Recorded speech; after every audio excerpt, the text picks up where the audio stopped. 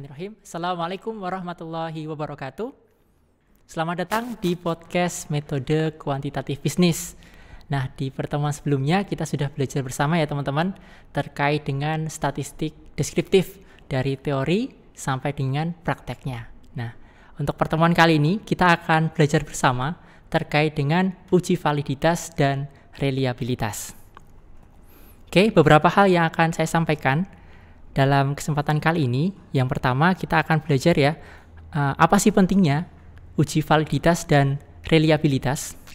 Kemudian teknik dalam pengukuran variabel. Kemudian yang ketiga, perbedaan dari variabel pengukuran. Yang keempat, terkait dengan penjelasan konteks kuesioner. Jadi data primer ya teman-teman ya. Untuk selanjutnya, langkah-langkah dalam uji reliabilitas dan validitas di SPSS nantinya. Baik, apa pentingnya uji validitas dan reliabilitas? Nah, untuk memudahkan teman-teman, ada 3 poin penting yang teman-teman perlu ketahui. Jadi, pertama, penelitian itu sama dengan pengukuran. Jadi, fenomena bisnis ataupun yang ada, berita yang ada di lapangan ya, situasi apa yang ada misalnya di Indonesia, sedang merayakan Hari Raya Idul Fitri kayak gitu ya. Nah, bagaimana kalau misalnya kita melihat terkait dengan harga-harga?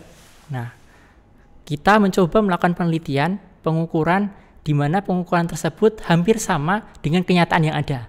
Sehingga penelitian yang kita lakukan bisa bermanfaat dan sesuai kayak gitu teman-teman. Nah, pengukuran sama dengan alat. Nah, ketika kita melakukan pengukuran, kita membutuhkan alatnya. Nah, dan alat pengukuran sama dengan validitas dan reliabilitas. Contoh yang mudah teman-teman, kalau mau potong kue itu pakai apa? Pisau ya? Kalau misalnya pakai gergaji gimana? Nah, jadi gak cocok ya karena gergaji untuk kayu, kayak gitu teman-teman. Nah, kalau untuk validitas berarti kevalitan, ketepatan dalam pengukuran. Kalau reliabilitas, untuk mudahnya kita ingin menguji intelektual teman-teman kayak gitu ya, atau uji IQ. Nah, misalnya dari hari ini kemudian kita uji lagi besok. Nah, kemungkinan hasilnya akan sama. Jadi reliabilitas merupakan kehandalan. Uji sekarang maupun uji selanjutnya kemungkinan besar tidak ada perbedaan. Adanya sama kayak gitu ya, dari hari ke hari. Selanjutnya, terkait dengan teknik pengukuran variabel. Jadi, dalam tekniknya ada 2 hal teman-teman. Variabel observed dan variabel unobserved. Kalau observed itu bisa dinamakan variabel manifest. Jadi, ketika kita melakukan pengukuran, langsung ada angkanya.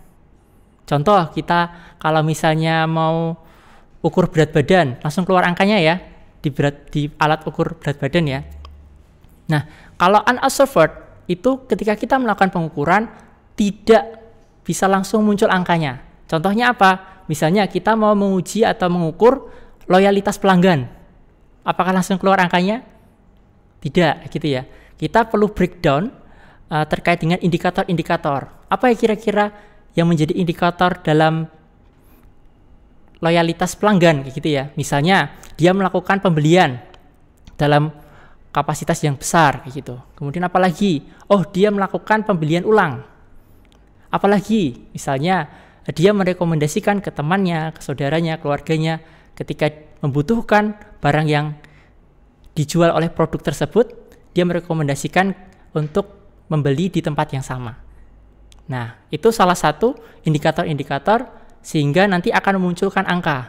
Angkanya dari mana? Kita biasanya menggunakan skala Likert dari angka 1 sampai 5. Dari misalnya sangat tidak setuju nomor 1, yang kedua tidak setuju, kemudian nomor 3 netral, yang keempat setuju, dan poin kelima sangat setuju.